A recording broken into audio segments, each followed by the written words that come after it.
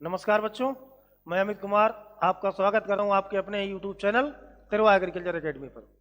तो आप लोगों को पता ही है कि यहाँ पर यूपी कैटेड और यूपी बोर्ड 11th और 12th एग्रीकल्चर वाले स्टूडेंटों के लिए ये प्लेटफॉर्म है। प्लस इंटर एग्रीकल्चर करने के बाद जितने भी आपके कम्पिटिटिव एग्जाम होते हैं, यूपी कैटेड हो गया, BHU हो गया, ICR हो गया, बहुत सारे एग्जाम जितनी भी एग्रीकल्चरल यूनिवर्सिटियाँ करवाती हैं एग्जाम, उन सभी एग्जाम की तैयारी कराने के लिए जो आपका प्लेटफॉर्म है वो है तिरवा एग्रीकल्चर एकेडमी। तो आइए देखते हैं सबसे पहले इस समय बच्चों की जो सबसे महत्वपूर्ण समस्या है, इस समय जो सबसे महत्वपूर्ण समस्या है वो क्या है? UP board exam. तो घबराना नहीं है, डरना नहीं है, ठीक है। वो कहते हैं कि यदि आपका सिंहासन छिन गया है, कोई बात नहीं, मुद्दे से नहीं भटकना है, क्वालिटी के साथ कंप्रोमाइज नहीं करना है। और वही बातें हैं, छोटी छोटी बातें, बिल्कुल आप दिक्कत मत लीजिए। आइए हम आपको समझाते हैं किस प्रकार से आपको प्लान बनाना है। आज जो आपका सब्जेक्ट होने वाला है वो होने वाला है एग्रोनॉमी। क्या होने वाला है? एग्रोनॉमी, जिसे हिंदी में हम लोग बोलते हैं सस्य विज्ञान। क्या कहते हैं? सस्य विज्ञान। तो यूपी बोर्ड एग्जाम को मद्देनजर रखते हुए जहां जो जितनी भी इसमें समस्याएं आपकी आएंगी उसको हम सॉल्व करने का प्रयास करेंगे। बाकायदा 7 से 8 क्लासों में आपका पूरा ये खत्म हो जाएगा। यूपी बोर्ड रिलेटेड जितना भी सस्य विज्ञान है, कोई भी क्वेश्चन अगर आपका आता है तो बिल्कुल सॉल्व होगा, ठीक है। अब ये एग्रोनॉमी पर हम लोग अब आगे चर्चा करते हैं धीरे धीरे। इस पर चर्चा क्या करेंगे, सबसे पहले देखिए, आपको सबसे पहले अब यहां पर जैसे आपने कहा एग्रोनॉमी, अब इसे हम बोलते हैं सस्य विज्ञान। क्या कहते हैं? सस्य विज्ञान। अब देखो ये सस्य विज्ञान शाखा किसकी है, सबसे पहले ये मालूम होना चाहिए। ये सस्य विज्ञान जो सब्जेक्ट है ये कहां से आया। अब सबसे पहले देखते हैं ये सब्जेक्ट किसका? एग्रीकल्चर का पार्ट है। किसका है? एग्रीकल्चर, ठीक है। एग्रीकल्चर कौन सी भला है? सबसे पहले ये मालूम होना चाहिए कि एग्रीकल्चर क्या है। तो एग्रीकल्चर को हम शॉर्ट फॉर्म में सभी बच्चे जानते होंगे कि एग्रीकल्चर को क्या कहते हैं? Cultivation of soil. क्या कहते हैं? Cultivation of soil is called agriculture, is called agriculture. कहने का मतलब क्या हुआ? जो भूमि में हम कर्षण की क्रियाएं करते हैं उसे हम क्या कहते हैं? कृषि विज्ञान कहते हैं। और इसी कृषि विज्ञान की आपकी शाखा कौन सी है? सस्य विज्ञान। एग्रोनॉमी क्या है इसको हम लोग देखते हैं, इसको आप लोग नोट डाउन करते रहिए, समझते रहिए। सीधी सी बात, भूमि में जितनी हम क्रियाएं करते हैं उन्हें हम क्या कहते हैं? कृषि विज्ञान कहते हैं। उसी की एक छोटी सी शाखा है सस्य विज्ञान। अब सस्य विज्ञान में हम लोग क्या करते हैं, देखिए, जो आपका सस्य विज्ञान है जिसे हम लोग क्या कहते हैं? एग्रोनॉमी, ठीक है, एग्रोनॉमी। अब इसकी अगर डिफिनीशन समझने का प्रयास करें हम लोग तो इसकी डिफिनीशन होगी कि हिंदी में हो या इंग्लिश में, इसे कहेंगे हम agronomy is the branch of, agronomy is the branch of agriculture, agronomy is the branch of agriculture which deals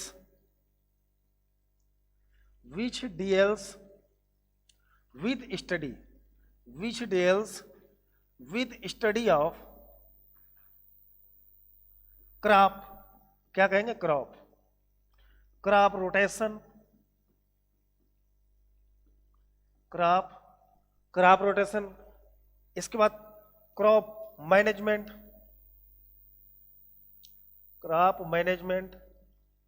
and different activities of crop production and different activities of crop production।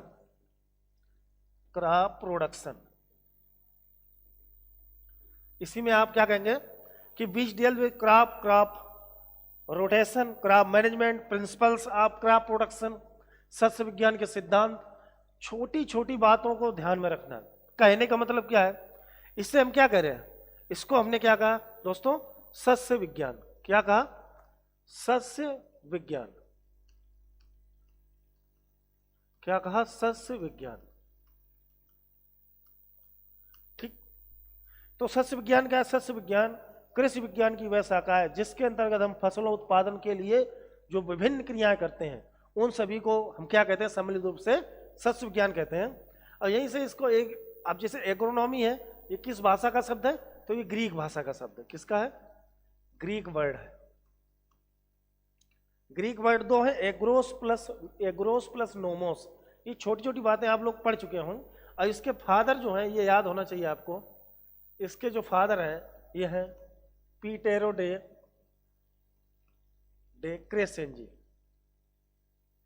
पीटेरो day क्रेसेंजी, ठीक है। तो सस्य विज्ञान के father कौन है, पीटेरो day क्रेसेंजी।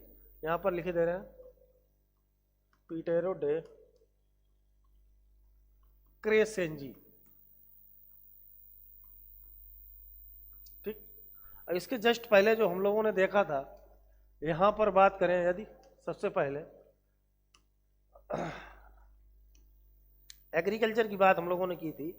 तो agriculture Latin word है, कौन सा है, लैटिन वर्ड है। और इसके जो फादर हैं आर्नोन एंड स्टाउट।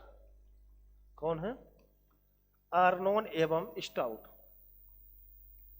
आर्नोन एवं स्टाउट, ये फादर ऑफ एग्रीकल्चर है। तो एग्रीकल्चर किस भाषा का शब्द है, लैटिन भाषा। और लैटिन भाषा के बिल्कुल सही बात है, ठीक है। जिसके लास्ट में कल्चर मिलता है उसको हम क्या कहते हैं, लैटिन वर्ड कहते हैं। और जिसके लास्ट में लॉजी लगा होता है वो ग्रीक भाषा का शब्द होता है। अब यहीं पर हमने देखो, फर्स्ट ईयर एग्रीकल्चर का जितना भी स्टूडेंट है या कम्पिटिटिव एग्जाम की तैयारी कर रहा है, वो सस्य विज्ञान में सिलेबस क्या होता है उसको एक तरफ से हम लोग देख लेते हैं। सस्य विज्ञान का जो सिलेबस होता है, पाठ्यक्रम, क्योंकि सबसे पहले हमें पाठ्यक्रम पता होना चाहिए कि हमें पढ़ना क्या है। पाठ्यक्रम, सिलेबस। अब इसकी सिलेबस की हम लोग एक तरफ से चर्चा करते हैं। सबसे पहले यहां पर हमें पढ़ना है क्या, सबसे पहले पढ़ना है भारतीय कृषि।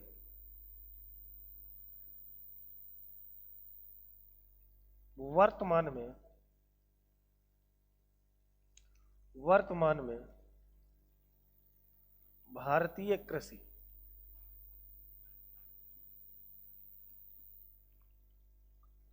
ठीक है, कि वर्तमान में भारतीय कृषि की कौन कौन सी स्थिति चल रही है, उस प्रकार से छोटे छोटे बिंदुओं को हमें मद्देनजर रखते हुए आगे चलना है। दूसरी बात क्या पढ़ेंगे हम लोग, यहां से फसल पढ़ेंगे, जिसे हम लोग क्या बोलते हैं, क्रॉप। दूसरे नंबर पे हम लोग पढ़ेंगे फसल चक्र। क्या पढ़ेंगे, फसल चक्र, जिसे हम लोग बोलते हैं क्रॉप रोटेशन। क्रॉप रोटेशन,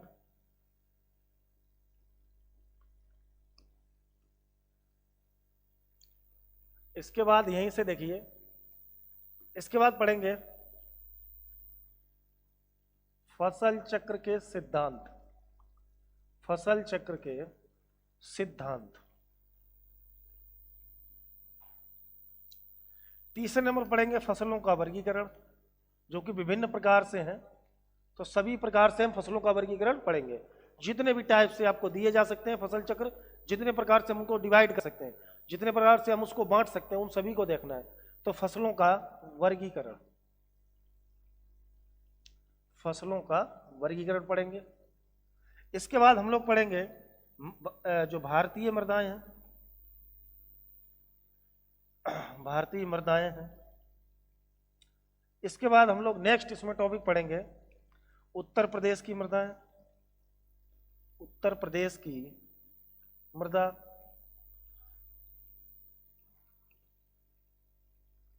ठीक। ये जो महत्वपूर्ण आपके टॉपिक हैं, इसके बाद यहां पर पढ़ेंगे हम लोग नेक्स्ट टॉपिक यहीं पर खाद एवं उर्वरक। खाद एवं उर्वरक, ठीक। इसके बाद पढ़ना है खाद एवं उर्वरक। इसके बाद है खाद व उर्वरक देने की विधियां। देने की विधियां, ठीक है, इसके बाद पढ़ेंगे खाद उर्वरक हो गया। इसके बाद यहीं पर इसी में खाद और उर्वरक में एक आपका जो सबसे मजबूत सेगमेंट रहेगा, वो मजबूत सेगमेंट आपका होने वाला है कंपोस्ट। यहीं से हम क्या पढ़ेंगे, कंपोस्ट प्रकार, कंपोस्ट, कंपोस्ट के प्रकार व बनाने की विधियां, बनाने की विधियां। ठीक है, इसके बाद यहीं पर एक टॉपिक और आपका पर्यावरण से रिलेटेड आ जाएगा। पर्यावरण, पर्यावरण में आपका जो भी जितने साइकिल है, नाइट्रोजन चक्र, जल चक्र, ऑक्सीजन चक्र, जितने भी हैं वो यहां से कवर अप आपके होने वाले हैं।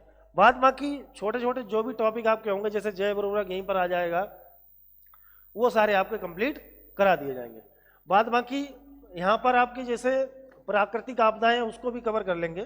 प्राकृतिक आपदा, प्राकृतिक आपदाएं, तो भूकंप वगैरह जो भी हैं वो सारे यहां से कवर होने वाले हैं। ये आपका सिलेबस हो जाएगा जो महत्वपूर्ण सिलेबस है। बाद बाकी आपको यहां से क्या पढ़ना है, प्रमुख फसलें, प्रमुख फसलें। अब इन प्रमुख फसलों में आपकी कौन सी होंगी, कौन कौन सी, उनको देखो ध्यान में रखते हुए चलते हैं। सबसे पहले हम पढ़ेंगे धान्य फसलें। क्या पढ़ेंगे, धान्य फसलें। धान्य फसलों को हम क्या कहते हैं मालूम तो हो गई आपको। धान्य फसलों को हम कहते हैं सीरियल्स, सीरियल्स क्रॉप। दूसरी होंगी तिलहनी फसलें, तिलहनी फसलें। Oil seed crop, oil seed crop. ठीक, धान्य फसलें होंगी, तिलहनी फसलें होंगी, दलहनी हो जाएंगी, दलहनी फसलें। इसे कहेंगे पल्सेस क्रॉप, पल्सेस क्रॉप। और बाद बाकी अन्य फसलें हैं उनको भी हम कवर अप करेंगे, कोई टेंशन नहीं। जितनी आपकी फसलें हैं उनको हम कवर करवाने वाले हैं इस YouTube प्लेटफॉर्म। आपको पता ही होगा तिरवा एग्रीकल्चर एकेडमी, इसका आपका ऑफिशियल ऐप भी है, उसको आप प्ले स्टोर से डाउनलोड कर सकते हैं। तिरवा एग्रीकल्चर एकेडमी, आप प्ले स्टोर पे जाएंगे, वहां सर्च करेंगे और आपको इस तरीके का वहां पर लोगो दिखेगा। किस तरीके का, इस प्रकार का लोगो दिखेगा जिसमें लिखा होगा तिरवा एग्रीकल्चर एकेडमी। उस ऐप पे विभिन्न बहुत सारी पीडीएफ्स और बहुत सारा चीज आप वहां से स्टडी अपनी पूरी कर सकते हैं। तो वहां पर पहुंचे आप लोग। बाद बाकी ये सिलेबस आपका रहा सामने। अगर आपको कोई दिक्कत है अन्य टॉपिक पे तो आप इस वीडियो की कमेंट्स में आप अपना सुझाव अवश्य दें। तो उस कमेंट को हम जरूर देखते हैं कि कमेंट पढ़ते हैं, उन कमेंट्सों का सल्यूशन निकाल कर हम अच्छी तरीके से आपको क्लास प्रोवाइड कराने का 100% प्रयास करेंगे। अब इसमें हम लोगों को काम करना है। 11th एग्रीकल्चर वाले याद ध्यान दें, 12th एग्रीकल्चर वालों का भी करवाएंगे बहुत अच्छे तरीके से, विदाउट टेंशन, नो टेंशन। इस प्लेटफॉर्म पर अगर आप अमित सर के साथ जुड़े हैं तो किसी भी टॉपिक में आपको दिक्कत नहीं होने वाली। एनी सब्जेक्ट, एग्रीकल्चर में जितने सब्जेक्ट हैं, फिजिक्स हो, केमिस्ट्री हो, मैथ हो, बॉटनी हो, एग्रीकल्चर हो, कोई भी हो, सारे सब्जेक्ट आपको इस प्लेटफॉर्म पर मिलने वाले। बहुत अच्छी तरीके से डील होगा एक एक सब्जेक्ट आपका। ठीक है, आज चलो हम स्टार्टिंग से एक टॉपिक आपका फसल, फसल चक्र, फसलों का वर्गीकरण हम यहीं पर खत्म करते हैं। ठीक है, अब देखते हैं यहां पर हम लोग सबसे पहले टॉपिक हम पढ़ेंगे फसल। क्या पढ़ेंगे, फसल, जिससे हम क्या कहते हैं, क्रॉप। क्या कहते हैं, क्रॉप। अब देखिए सब लोगों ने परिभाषा पढ़ी होगी, डेफिनेशन लगभग सभी लोग पढ़े हुए हैं, फसल किसे कहते हैं। तो देखिए यहां पर थोड़ा साइंटिफिक वे में हम लोग चलने का प्रयास करेंगे। कह रहा है कि यहां पर हम लोग ऐसे पढ़ते हैं कि पौधों का ऐसा समूह, पौधों का ऐसा समूह जिसे मनुष्य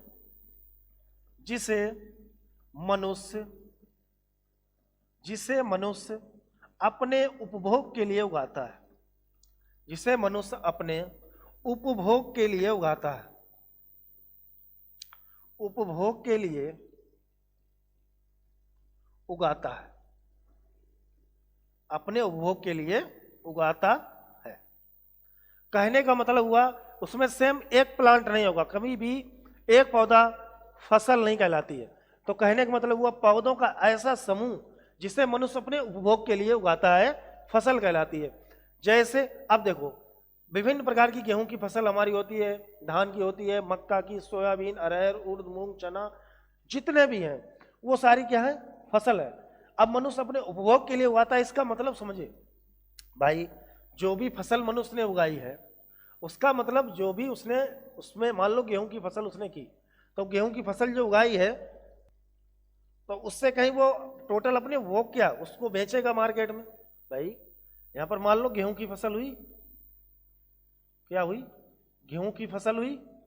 अब ये जो गेहूं की फसल है इससे क्या क्या करेगा वो, अब इससे क्या क्या करेगा देखो, एक तो वो क्या करेगा, उसे भोजन के रूप में प्रयोग करेगा, ठीक है, भोजन के रूप में प्रयोग करेगा भाई, खाना खाएगा, भोजन के रूप में प्रयोग करेगा। दूसरी बात क्या करेगा, मार्केट में बेचेगा भाई, बाजार में बेचकर, बाजार में बेचकर अपनी, बाजार में बेचकर अपनी मूलभूत आवश्यकताओं की पूर्ति करेगा, मूलभूत आवश्यकताओं की पूर्ति, मूलभूत आवश्यकताओं की, मूलभूत आवश्यकताओं की पूर्ति। कहने का मतलब हुआ जो भी उसने फसल उगाई है उससे वो क्या करे, कह रहा है कि पौधों का ऐसा समूह, पौधों का ऐसा समूह जिसे मनुष्य अपने उपभोग के लिए उगाता है, फसल कहलाती है। जैसे गेहूं की फसल हुई, अब गेहूं की फसल को गेहूं से क्या रोटी बनाएगा, दूसरी बात, पहली बात तो ये हो गई। अब दूसरी बात क्या कह रहा है वो, एक तो बात होगी भोजन के रूप में, दूसरी बात क्या कह रहा है वो देखो भाई कि बाजार में बेचकर अपनी मूलभूत आवश्यकताओं की पूर्ति। कहने का मतलब बच्चों की फीस देनी है या अन्य काम है उनको के लिए क्या करेगा, इसे बेचेगा, बेचने से क्या होगा, इससे पैसा प्राप्त होगा, मुद्रा धन प्राप्त हो जाएगी, तो वो उससे अपने उपभोग के लिए विभिन्न कपड़े खरीदेगा, बाइक खरीदेगा, मकान बनवाएगा, उन सभी कामों के लिए इसे हम क्या कहेंगे, फसल कहते हैं। ठीक है, क्लियर है, इतनी बात समझ में आ गई होगी। अब बात करते हैं नेक्स्ट कि फसल तो समझ गए क्या होता है कि पौधों का एक क्या होगा, ग्रुप होगा, समूह होगा। मान लो ये गेहूं के पौधे हो गए, विभिन्न विभिन्न, इन सभी को सम्मिलित रूप से हमने क्या कह दिया भाई, ये गेहूं के पौधे हैं, इनको हमने क्या कह दिया, इनको हमने क्या कह दिया, क्रॉप, क्या कह दिया, क्रॉप कह दिया। ओके, यहां तक कोई डाउट हो तो बताओ भाई। अब चलते हैं फसलों के वर्गीकरण पर, किस पे चलते हैं, फसलों का वर्गीकरण, फसलों का वर्गीकरण। अब जो फसलों का वर्गीकरण होगा, क्लासिफिकेशन ऑफ क्रॉप्स, क्या कहेंगे, classification of, classification of crop. तो फसलों को हम निम्नलिखित जो महत्वपूर्ण चीजें हैं उतने आधार पे हम लोग इसको वर्गीकृत करेंगे। ठीक है, अब देखिए इसमें कितने प्रकार से हम इसको वर्गीकृत कर सकते हैं, देखने का प्रयास करिए भाई ध्यान से। अब देखो इनको हम लोग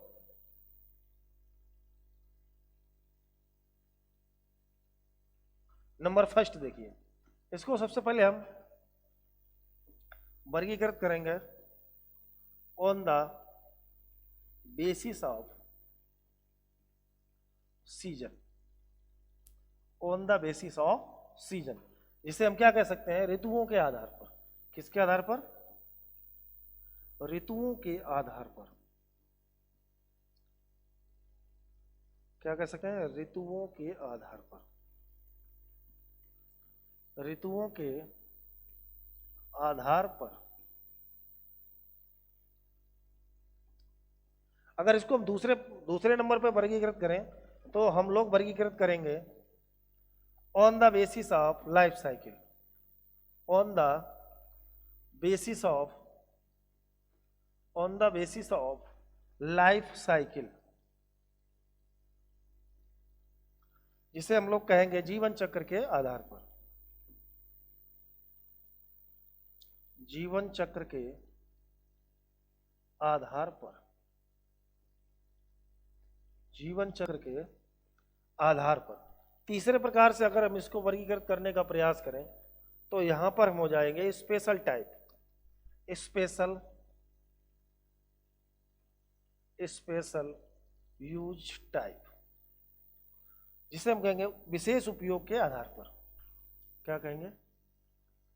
विशेष उपयोग के आधार पर, विशेष उपयोग। ये मुख्यतः 3 प्रकार से हम इसको वर्गीकृत करके पढ़ेंगे, क्योंकि सबसे ज्यादा प्रश्न चाहे यूपी बोर्ड हो, यूपी कैटेट का एग्जाम हो, बीएचयू का, जितने भी कॉम्पिटिटिव एग्जाम हो या आपका बोर्ड एग्जाम हो, दोनों जगह ये टॉपिक बहुत ही महत्वपूर्ण रोल निभाता है अपना। अब देखिए यहां पर सबसे पहले हम देखेंगे on the basis off season. तो सबसे पहले पे चलते हैं हम क्लासिफिकेशन में। सबसे पहला हम लोग क्या देखेंगे? On the basis off season, on the basis off season. इसको हम लोग क्या कहेंगे? ऋतुओं के आधार पर, ऋतुओं के आधार पर, ऋतुओं के आधार पर। तो ऋतुओं के आधार पर हम कौन कौन से भागों में बांट देंगे भाई? भाई कौन कौन सी ऋतुएं होती हैं? खरीफ, रबी और जायद फसलों की ये ऋतुएं हैं। तो देख लीजिए भाई सिस्टम से, सबसे पहले हो जाएगा खरीफ, नंबर सेकंड पे रबी, थर्ड पे जायद। ठीक है, तो सबसे पहली जो फसल हो जाएगी आपकी कौन सी होगी? खरीफ की फसल।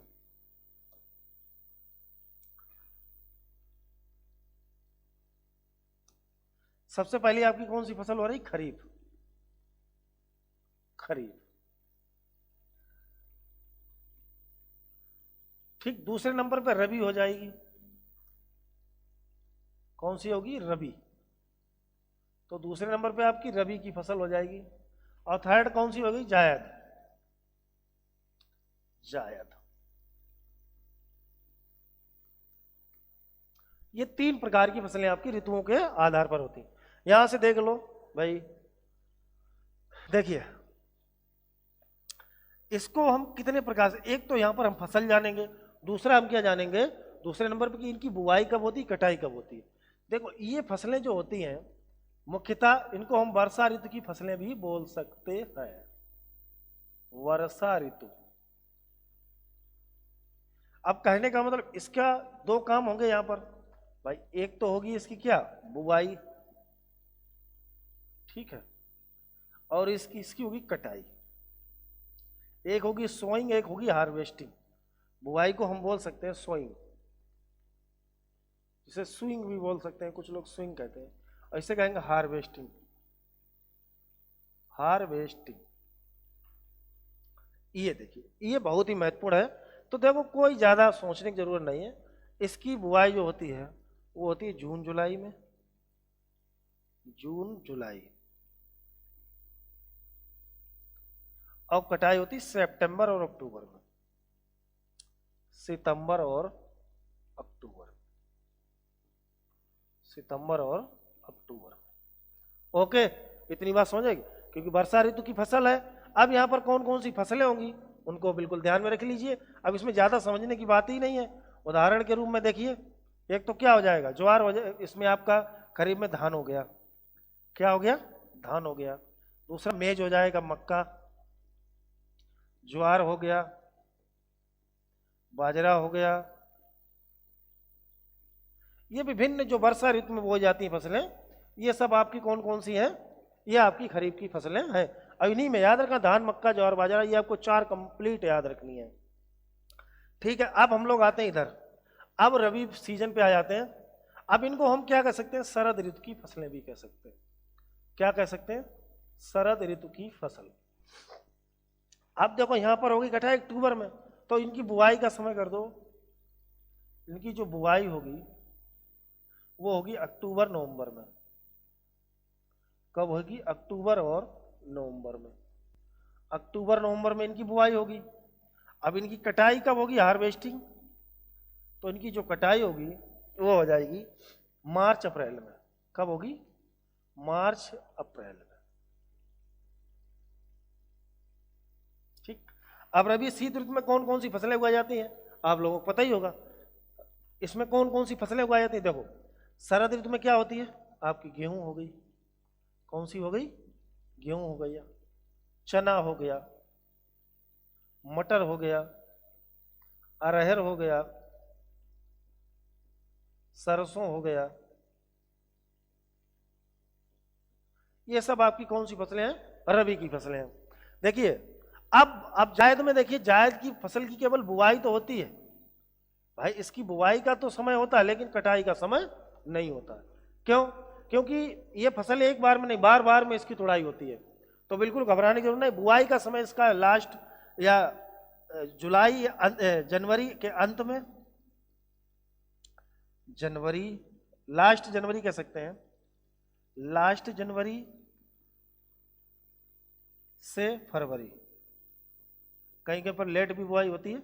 और इसकी कटाई कोई नहीं, क्योंकि इसकी फसलें कौन कौन सी होती है वो समझ लो। इसकी फसलें होती हैं सभी कुकुरबिट्स, कुकुरबिटेसी, सभी कुकुरबिटेसी कुल के पौधे, कुल के पौधे कुकुरबिटेसी कुल में जैसे आपका तरबूज हो गया,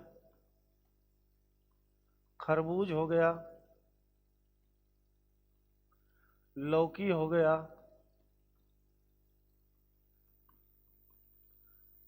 खीरा हो गया, ककड़ी हो गया, ये सब जितने आपके नार वाले पौधे होते हैं जो फैल कर चलते हैं जमीन में, जो जमीन में फैल कर चलते हैं, वो सारे आपके किस में आएंगे, जायद में आएंगे। तो इसका आप लोग स्क्रीनशॉट भी ले सकते हैं और इसको नोट डाउन भी करते रहिए, बहुत ही इंपॉर्टेंट ये चार्ट आपके लिए होने वाला है। अगर आप यूपी कैडेट के एग्जाम में जाते हैं, कहीं भी बैठे, तो ये आपको बिल्कुल दिमाग में, इस माइंड मैप को बिल्कुल क्लियरली आपको माइंड में छाप लेना है। इन चीजों को बिल्कुल घबराने की जरूरत नहीं है। तिरवा एग्रीकल्चर एकेडमी प्लेटफॉर्म आप दुनिया बहुत सारे चैनल पे पढ़ते होंगे, बहुत अच्छा पढ़ा होगा, बिल्कुल नहीं, एक बार हमारे चैनल पे विजिट करें। और यदि आपको हमारा पढ़ाए वो मेथड, बातों को बताने का तरीका यदि आपको समझ में आता है तो जरूर इस बार, अभी तक हमने नहीं कहा आप करें, अगर हमारे कंटेंट से आप के व्यवहार में कुछ परिवर्तन आया है या आपने कुछ सीखा है तो जरूर चैनल को सब्सक्राइब करें और अपने मित्रों को भी करवाएं, दोस्तों को शेयर करें, सब्सक्राइब करवाएं और लाइक जरूर करें। इसी से हम लोगों को मोटिवेशन मिलता है। तो अब आगे नेक्स्ट दूसरे पे चलते हैं, हम लोग दूसरे पे चलते हैं। दूसरा आपका आ जाएगा जीवन चक्र के आधार पर, जीवन चक्र के आधार पर, जीवन चक्र के आधार पर, इसे हम लोग कह सकते हैं on the basis of, on the basis of life cycle, on the basis of life cycle. अब ऑन द बेसिस ऑफ जो लाइफ साइकिल के आधार पर हम लोग इसको कितने भागों में बांटेंगे, देख लो भाई। On the basis of life cycle में इसको हम 3 भागों में बांट देंगे। कौन कौन से होंगे, देखिए इसको हम लोग बांटेंगे 1 वर्षीय, इसे हम बोलते हैं एनुअल, एनुअल। फिर कहेंगे 2 वर्षीय, 2 वर्षीय, ये सब कहेंगे बेनियल। फिर तीसरा होगा बहुवर्षीय, क्या होगा, बहुवर्षीय फसलें, जिसे कहेंगे पेरेनियल, पेरेनियल। इसमें आप लोग इतने तो समझ आ रही, ज्यादा लिखवाने की तो नहीं जरूरत पड़ेगी शायद, लेकिन अगर आप लोग कहेंगे तो लिखवाएंगे जरूर, ठीक है। 1 वर्षीय, 2 वर्षीय और बहुवर्षीय। अब यहां पर कहने का मतलब ये हो रहा है कि कौन कौन सी फसलें 1 वर्षीय हैं। कहने का मतलब सीधा हुआ जो फसलें अपना जीवन चक्र 1 वर्ष में पूर्ण कर लेती हैं, जो फसलें अपना जीवन चक्र 1 वर्ष में पूर्ण कर लेती हैं वो कैसी होती हैं, 1 वर्षीय फसलें होती हैं। यहां पर क्या इनको कहेंगे,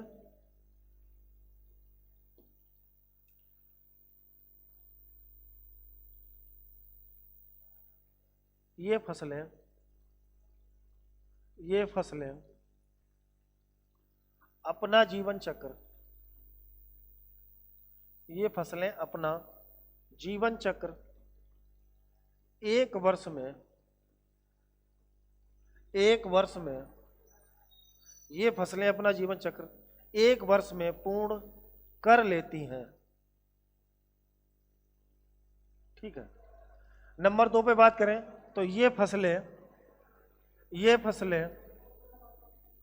अपना जीवन चक्र ये फसलें अपना जीवन चक्र 2 वर्षों में पूर्ण करती हैं। कितने वर्षों में? 2 वर्षों में। ये फसलें अपना जीवन चक्र 2 वर्षों में पूर्ण कर लेती हैं। तीसरे नंबर पे जो बात आती है बहुवर्षीय फसलों की, तो इनका कहने मतलब ऐसी फसलें जो अपना जीवन चक्र 2 वर्षों से अधिक समय पूर्ण करती हैं। ये कब करती हैं? ये फसलें अपना जीवन काल या अपना जीवन चक्र 2 वर्षों से अधिक समय में 2 वर्षों से अधिक समय में पूर्ण करती हैं। 2 वर्षों से अधिक समय में पूर्ण करती हैं। अब इतनी बात हो गई। ये 1 वर्षीय, 2 वर्षीय, बहुवर्षीय, एनुअल, बेनियल और पेरेनियल। अब 1 वर्षीय फसलें कौन सी होती हैं तो आपको मालूम ही होगा, नहीं मालूम है तो समझ लो।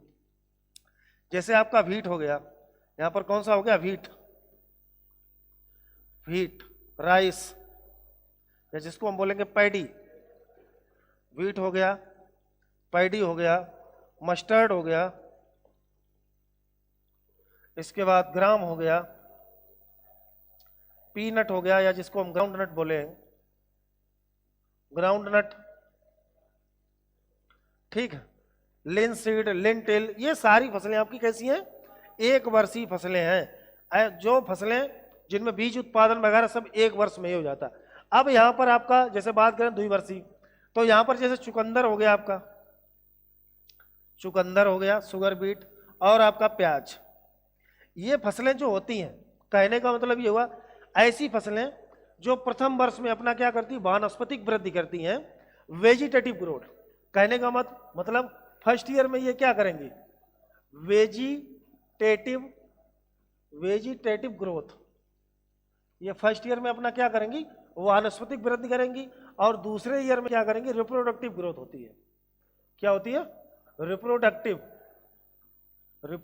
Growth.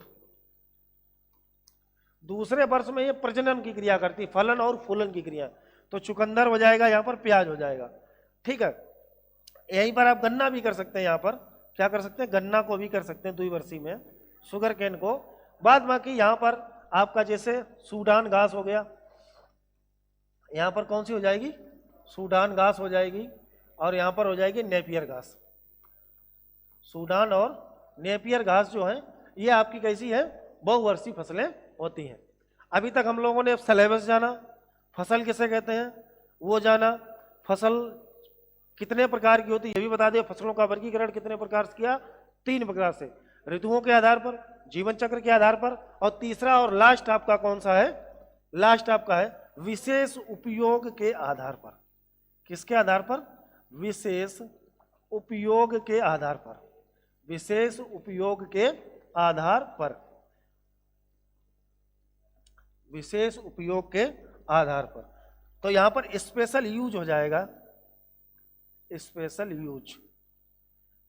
Use on the basis, आप लिख लो भाई, पूरी बात लिख रहे हो तो लिख दो। On the basis of special use. विशेष उपयोग के आधार पर मतलब हम कैसे कैसे इसको प्रयोग करते हैं उसके आधार पर हम लोग इसका वर्गीकरण जानेंगे। ठीक। अब इतनी बात हो गई। अब आगे चलते हैं, इसमें कौन कौन से प्रकार से हम इसको बांट सकते हैं। तो देखिए भाई, ये वाला जो है टॉपिक, यूपी बोर्ड हो, यूपी कैटेड हो, कोई भी हो, यहां से प्रश्न जरूर आता है और जरूर आएगा। तो इसको ध्यान से बिल्कुल केयरफुली सुनिए, केवल सुनते रहिए, बाद में नोट डाउन कर लेना। अब देखो, यहां पर सबसे पहली एक फसल पूछी जाती है जिसे हम बोलते हैं नकदी फसल। क्या कहते हैं? नकदी फसल, जिसे हम क्या कहते हैं? Cash crop. क्या कहते हैं? Cash crop. अब यहां नाम से ही सुनने मारा नकदी फसल। कहने का मतलब यहां पर हम लिखवा तो देंगे आपको, यहां पर आप लोग खुद समझिए, नकदी ऐसी फसलें जिनको कटाई के तुरंत बाद हमें मार्केट में बेचना पड़ता है और तुरंत हमें पैसा मिल जाता है, वही है। कटाई के जस्ट बाद इनको हम घर पे स्टोर नहीं कर सकते हैं। कटाई के बाद, कहते हैं कटाई के तुरंत बाद, कटाई के तुरंत बाद बाजार में बेचकर, कटाई के तुरंत बाद बाजार में बेचकर, बाजार में बेचकर पैसे प्राप्त करते हैं, पैसे प्राप्त करते हैं। ये हो गई आपकी कैश क्रॉप। अब कैश क्रॉप में कौन सी फसलें आएंगी? जैसे पोटैटो हो गया, शुगर केन हो गया, पोटैटो हो गया, शुगर केन हो गया, टी हो गया, चाय हो गया। इसके बाद कॉटन, कॉटन इत्यादि ये जो फसलें आपकी हैं, ये सब आपकी कौन सी फसलें हैं? ये आपकी हैं कैश क्रॉप है। ठीक है। अब इसके बाद दूसरी फसलें, जैसे हम बात करें ट्रक फसलें किन्हें कहते हैं, बहुत सारी दलहनी फसलें कौन सी होती है, उत्तेजक फसलें कौन सी होती हैं, रेशेदार फसलें कौन सी होती हैं, यही सब सारी चीजें इसमें आएंगी। दूसरे नंबर पे हम लोग देख लें, दूसरे नंबर पे जैसे कहें फाइबर क्रॉप्स। क्या कहेंगे? Fibre crops. तो फाइबर क्रॉप्स को हम क्या कहेंगे? रेशेदार फसलें। क्या कहेंगे? रेशेदार फसलें। अब देखो, अब ऐसी फसलें जिनसे हमें रेशा प्राप्त होता है, सीधी सी बात है। तो रेशे वाली फसलें आपकी कौन सी होगी? एक तो आपका कॉटन ही हो जाएगा, कपास हो गया, ठीक है। इसके बाद आपका जूट और पटसन, जूट व पटसन। और यहीं से एक क्रिया होती है इनमें, स्टेपिंग और रेटिंग। ये बहुत पूछा जाता है, स्टेपिंग और रेटिंग, स्टेपिंग और रेटिंग, स्टेपिंग और रेटिंग की क्रिया इनसे समझ लेना, जूट व पटसन से। खूब पूछा जाता है यूपी कैडेट के एग्जाम में। वेस्ट बंगाल में इसका जो प्रोडक्शन होता है बहुत अच्छी तरीके से होता है। ये हो गई आपकी रेशेदार फसलें। तीसरे नंबर पे हम लोग बात करें यदि ट्रक फसलें, ट्रक फसलें, ट्रक फसलें। ठीक, ट्रक फसलें क्या होती हैं? ऐसी फसलें जिनको हम बहुत दूर तक भेज सकें, ऐसी फसलें जिनको हम ट्रक के माध्यम से, ट्रांसपोर्ट के माध्यम से बहुत दूरी तक भेज सकें, उसमें कोई नुकसान ना हो। जैसे यदि आप टमाटर को भेजते हो तो खराब हो जाएगा, पत्तेदार सब्जियां जो लीफी वेजिटेबल्स होती हैं उनको भेजेंगे तो खराब हो जाएगी। तो यहां पर वो फसलें जिनको हम बहुत दूर तक मार्केट, इनका मार्केट से अलग अलग राज्यों, अलग अलग राज्यों व अलग अलग राज्यों व विदेशों में भेज सके, व विदेशों में भेज सके। इनको हम कहाँ भेज सकें? विदेशों में भेज सकें, और उसमें कोई हानि ना हो, बिल्कुल उसमें कोई डिस्टरबेंस नहीं आना चाहिए, विदेशों में भेज सकें। इसमें पत्तेदार सब्जियां वगैरह कुछ नहीं लेंगे इसमें। आज से हम लोग ले लेंगे क्या लेंगे? पोटैटो को ले लेंगे, ऑनियन ले लेंगे, गार्लिक ले लेंगे। क्या ले लेंगे? गार्लिक, लहसुन, आलू और प्याज। ये मजबूत फसलें होती हैं, इनको हम कहीं भी बेच दें जल्दी खराब नहीं होती है। इस प्रकार से बहुत सारी इसमें और ट्रैप क्रॉप, विभिन्न प्रकार की फसलें हैं। ये आपका जो क्लास फर्स्ट क्लास थी एग्रोनॉमी की, इसमें हमने बताया आपको फसल के बारे में। फसल, अब जो नेक्स्ट क्लास आएगी, जो नेक्स्ट क्लास होगी, उसमें हम आपको देंगे, पहले से ही बता दे रहे हैं, क्रॉप रोटेशन। कल क्लास आपको ये मिलेगी, क्रॉप रोटेशन, फसल चक्र। जो क्लास नंबर 2 आएगी वो आएगी आपकी किस पे? फसल चक्र पे। किस पे आएगी? फसल चक्र। और फसल चक्र होगा, फसल चक्र के सिद्धांत होंगे, फसल चक्र गहनता होगी, कैसे सघनता निकालते हैं, इन विभिन्न मुद्दों पर बात हमारी कल होगी। आज की क्लास अगर यदि आपको पसंद आई है तो सभी अपने दोस्तों के पास शेयर करिए, चैनल को सब्सक्राइब अवश्य करें और बेल आइकन की दबाएं, घंटी आल पे प्रेस करें। क्यों? क्योंकि पर डे आपको क्लास मिलेगी। तिलवा एग्रीकल्चर एकेडमी जो प्लेटफॉर्म है आपके लिए वरदान साबित होगा, ये हम आपसे वादा करते हैं। तो प्लीज सभी लोग सब्सक्राइब करें, लाइक जरूर करें, अपने दोस्तों को शेयर करें। जय हिंद।